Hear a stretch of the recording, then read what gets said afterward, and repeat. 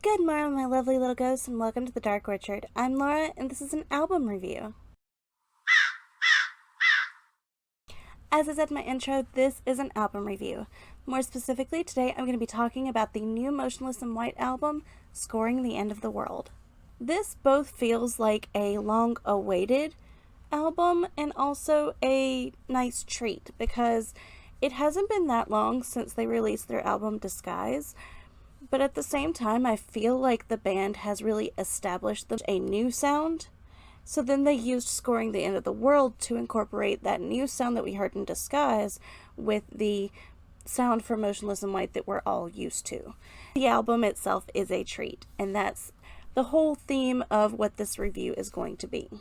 Before we get started, let's address the difference in what you're seeing. So I have been having a ton of technical difficulties. So if there's a change in audio, it's because I had to switch out microphones. But for now, we have a new camera adjusted directly in front of me rather than off to the side of the monitor. So I have my monitor right underneath the camera. So if things look weird today, that's why. Nothing crazy is happening, but it may look weird for a few videos while I'm trying to figure out what's going to work perfect. But enough about that. Let's talk Scoring the End of the World. I listened to this album as I was going to sleep, and then I listened to this album on the way to work. There's so much to unpack within this album because each song brings a little something different to the table. Of course, the very first word on the album is the iconic Chris Motionless bleh, because it had to start with a bleh. And then we go into a somewhat short track called Meltdown. And I was honestly surprised at how long the opening track actually was, because a lot of the albums that I've reviewed in the past few years, the opening song is either a spoken word that's really short, or a song itself that's really short, or a song that leads into another song. I didn't expect an opening song to go this hard, but I'm so glad that it did. With Meltdown, we get really deep lyrics right off the bat. I mean, one of the main lyrics that he says is, "You can't spell virus without us." And then transitions right into "Killer be killed, the American scream." Like, right away, Motionless in White established a theme for this album. And while it can be interpreted in different ways, there's an obvious theme happening. So after the opener song, we get Sign of Life. There is so much deviation in Chris's voice here. He goes from like a soft tone to the goblin to like so many different things, and I'm getting really distracted by the way that my light keeps changing. So if that's distracting to you too, I'm very sorry. But we get a range of like soft Chris all the way up to goblin Chris and everything in between in this track, to the point where it almost sounds like 4 different vocalists, but you know it's not. And the heavy tempo just before the chorus really gave me like Y2K vibes. There's something there that it reminds me of.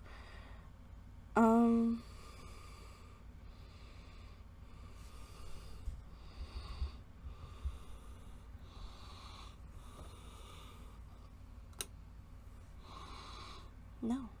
What is going on? Okay, so I was getting really distracted with the way that the light was changing every time my hands would come into frame. So I moved you ghosts back over to here instead of in front of the monitor. I changed my mind. I like the camera better right here, even if it's a little darker back here. That's the way we're going to do it right now until we come up with a better solution, but hopefully the audio is better this week. Back to Scoring the End of the World. We just talked about Sign of Life, so the next track is Werewolf. This track surprised me in the best ways possible. I feel like there's like an era rising within the rock community of mythical creatures, and I like it. This track, like I said, was surprising, shocking, but amazing. It added a new twist to the album's original presumed theming, Kane and I were talking, and originally it seemed like Scoring the End of the World was going to be themed as a futuristic apocalypse that was cybernetic themed, so more of a computerized thing than something material. Whereas with Werewolf and then the track that follows, Porcelain, it seems like it's more of a futuristic apocalyptic monster theme. Of course, werewolf could be metaphor. It's all metaphor. But it does feel more like there's a storyline there that doesn't have much to do with the Cyber Hex video and the theming around that. As far as the LED lights and the like futuristic streets and everything, that seems to be more of just the setting at this point. And the actual storyline being sort of a werewolf virus warfare between the wealthy and the regular class people. That's what we get from the song Werewolf. Of course, everything's open to interpretation, but in the last discussion that I had with Kane, that's the conclusion that we came to, was it was one or the other. Also, I was absolutely screaming with how Thriller inspired this song is. I was even like scrolling through Twitter and saw that Chris Motionless said he got permission to use the exact line from Thriller in this song. So after Werewolf, we get the song Porcelain. And the song Porcelain actually reminds me a lot of Love Bites by s.t.e.o.t.w, which is also a werewolfy inspired song. It's inspired by American Werewolf in London. And it's a lovely, like, melodic song, very different from the things that we hear from s.t.e.o.t.w. With this album, we get two somewhat melodic songs, and that would be Porcelain and Masterpiece. But between Porcelain and Masterpiece, they threw Slaughterhouse in the mix, and wow, what a jump. People are saying that they actually got jump scared by the fact that Porcelain leads into Slaughterhouse. Because Slaughterhouse, featuring Brian Garris, is heavy, like really heavy, Motionless in White. And it's absolutely genius to break up those two very soft melodic tones with something like this. It wakes you back up and keeps your attention to the rest of the album. This song is very specifically an Eat the Rich track. With the werewolf song theming in mind, it gives a new theming to Slaughterhouse too. Because Slaughterhouse, Cyber Hex, and Masterpiece, I believe those were the three that were released before the album. So when we heard Slaughterhouse, of course, brains go to different directions, but with the werewolf context, it definitely leads you in a different way. This song has a absolute killer breakdown and gruesome lyrical imagery. So it's almost surprising that when you go from Slaughterhouse, the next track is Masterpiece. And Masterpiece became an instant favorite for so many people, like the second it was released, and the music video was heartbreakingly beautiful. Masterpiece is so full of like just raw emotion. If you just listen to the lyrics, it's insanely deep. And I really loved the practical effects in this video.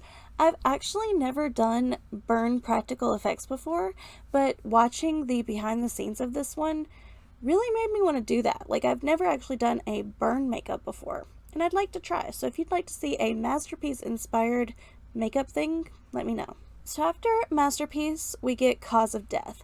And this is another track that kind of mixes things together. I loved the lyric, "You found your life in my cause of death." It's sort of like a seal to the envelope. I always love a gothic track with t-shirt worthy lyrics. Like Cyber Hex with "I'd kill to kiss your apocalypse." Same thing here. "You found your life in my cause of death." T-shirt worthy. This song definitely marries the harder side of Motionless in White with the softer side of Motionless in White. And the Ricky sang lyrics at the end are insanely awesome. It is always a treat to hear Ricky accompanying on a song. I really wish he would have been on the final track in this album. I also heard that Justin accompanies one of the songs on this album. I could not pinpoint his voice. I probably just haven't heard his voice enough to separate it, but I do hear that he accompanies something on this album, which is amazing, and I can't wait to know which track so I can start learning what that sounds like. The next track was We Become the Night, and this song kind of gave me Black Veil Brides vibes. It also definitely had that same Y2K rock vibe, and it's definitely like an anthem track. It really like pumps you up. This album's structured a lot like Disguise in the way that there are continuations to other songs, and this one's a continuation to their song Burned at Both Ends. This one is Burned at Both Ends too. I saw people actually sobbing in reaction to this song, not necessarily because of it being a sad song, but just because it's such a good song. There really is a lot of passion with this track, and it's definitely an intense listen. This is when you want to immerse yourself with your headphones and really take the song in. It's one of those lay on your floor and listen to it kind of songs. One of my favorite tracks from Disguise was Broadcasting from Beyond the Grave, Death Incorporated. And this album has another Broadcasting from Beyond the Grave. This one's called Corpse Nation, and it's equally as good. So this song definitely gives you Disguise album vibes just because it's another Broadcasting from Beyond the Grave, which is really cool. It kind of, my brain goes to Has Been Hotel. Huge fan of whispered lyrics and spoken word, so this song definitely checked that off too. And I love that it was like sing-song, almost nursery rhyme at some points. Plus, it definitely drives home a very strong political message. The next track is Cyberhex, and yes, Cyberhex is my favorite track from the album. Hearing Cyberhex live at the two shows, the Myrtle Beach show and the Charlotte show, was amazing. They really put their all into a new track, and they definitely put their all into this new track. This song hadn't been out very long, yet the whole crowd already knew the song and already knew the lyrics and was already very into it. This album definitely gives me like Repo the Genetic Opera vibes, but this song specifically, I said this before in my Cyberhex review, but this song specifically gives me like heavy Repo the Genetic Opera vibes. It gives me like middle of the goth opera vibes, and I love it. So we just have 2 more tracks to talk about, or 2 more tracks to praise, because that seems like all that I'm doing in this video. But the next song is Red, White, and Boom, featuring Caleb Shomo. This song, I don't really have a lot to say about it, but it's a definite commentary on the Americas, and just like the state of life during a resurface and revival. But then the final track on this album is Scoring the End of the World, which is also the title track for the album. This song featured Mick Gordon, and when I first heard it, I didn't see that it had a feature on it, and the very first part of the accompaniment, I thought it was going to be Ricky, and I was so excited because I love when Ricky sings on a song. Like Undead Ahead 2 has become my favorite Motionless in White song, so I really thought it was going to be Ricky, but Mick Gordon does a fantastic job with Scoring the End of the World. It's definitely my second favorite track from the album, and I know that's like typical to say because both Scoring the End of the World and Cyberhex were released before the album came out, but it really is one of my favorites. It overall was a really amazing selection, and it was a great idea to put Scoring the End of the World at the end, because it does sort of bring everything you've heard so far together, and it ends on a sort of new wave Motionless in White vibe that really like pushes that album forward. It's definitely a transformation album, it's a political album, it's an opinion album, and it's a rebirth album. You can tell, song by song, that so much thought and compassion was put into every single lyric, every single tune, like everything about this album was very well thought out and meticulously aligned. There's an overwhelming sense of emotion, from anger and fear and loss to acceptance and compassion, with a little bit of goblin in the middle. And it's all wrapped up in this nice little trick-or-treat goodie bag of an album called Scoring the End of the World. So that was a track-by-track breakdown of Scoring the End of the World. I don't have a lot of negative to say about it. I really don't think I had anything negative to say about this album, because even though I'm not the hugest fan of the heavy songs, I have a very deep appreciation for them, especially Slaughterhouse, because it needed to be that way to push that message. And everything in this album was done in a way that it had to be done. So overall, it's an album that I can appreciate, and an album that it has a lot of tracks that I'm going to be playing on repeat. So for the comments down below, I want you to tell me what your favorite track is from this new album. If you don't talk to me about that, tell me which of the two songs, Masterpiece or Porcelain, do you prefer. If you don't talk to me about that, just talk to me about something, because I love for you to talk to me down in the comments. Thank you so much for watching. I hope you enjoyed this video, and I hope you come around again soon. Say bye.